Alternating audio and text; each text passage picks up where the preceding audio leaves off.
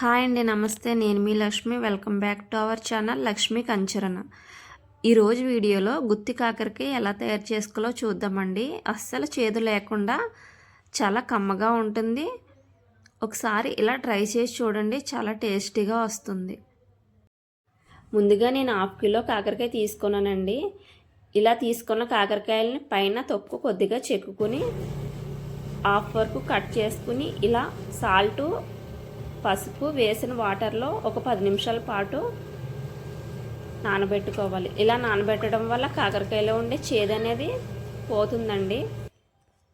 1 నిమిషం వేయించుకున్న తర్వాత దాంట్లో 1 టేబుల్ స్పూన్ ధనియాలు, 1/2 టేబుల్ స్పూన్ జీలకర్ర, మన కారానికి తగ్గట్టుగా 8 నుండి 10 వరకు ఎండుమిర్చి యాడ్ చేసుకోవాలండి.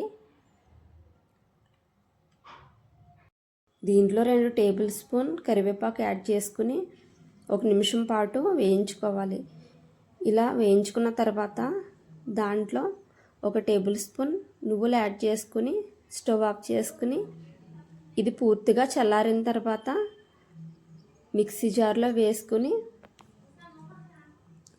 దాంట్లో 3 టేబుల్ స్పూన్స్ ఎండు కొబ్బరి పౌడర్ యాడ్ చేస్తున్నానండి. మీ దగ్గర ఎండు కొబ్బరి ఉన్నట్లయితే 1/2 కప్పు ఎండు కొబ్బరి ముక్కలు యాడ్ చేసుకోండి. దీంట్లోనే సరిపడినంత సాల్ట్, 1 టేబుల్ స్పూన్ పసుపు యాడ్ చేసుకుని మరీ మెత్తగా కాకుండా కొంచెం కోర్స్గా బ్లెండ్ చేసుకోవాలి. తర్వాత అదే ప్యాన్లో 3 టేబుల్ స్పూన్స్ ఆయిల్ యాడ్ చేసుకుని ఆయిల్ అనేది కొంచెం ఎక్కువగానే పడుతుందండి, ఎందుకంటే కాకరకాయలు ఫ్రై చేసుకోవాలి కదా.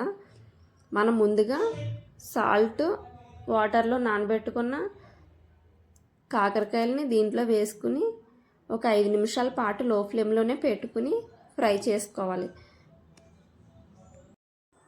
ఇలా ఫ్రై అయిన కాకరకాయలని స్టవ్ ఆఫ్ చేసుకుని చల్లారనివ్వాలి. ఇలా చల్లారిన తర్వాత పక్కకు తీసుకుని మనం ముందుగా ప్రిపేర్ చేసుకున్న స్టఫింగ్ని దీంట్లో పెట్టుకోవాలి.